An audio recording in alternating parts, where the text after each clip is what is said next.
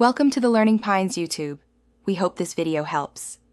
You begin by finding the numlock key and confirming the numeric pad exists.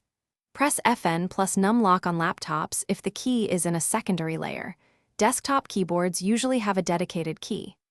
Once done, look for an LED or on-screen indicator that shows the current state, because the computer and BIOS can change the default. Make sure you know whether numlock starts off or on, so the next press produces predictable numeric input rather than directional control.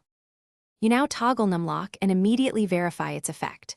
Press the numlock key once and watch for the LED or a brief on-screen message. That confirms the toggle. Then type a sequence like 12,345 on the numeric pad to ensure you receive numbers rather than acting as arrows.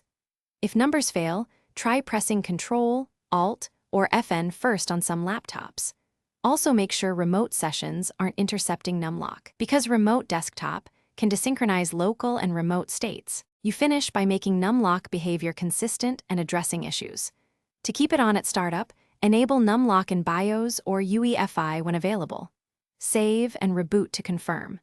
If toggling doesn't work, update or reinstall keyboard drivers and try a different keyboard to determine if it's a hardware fault.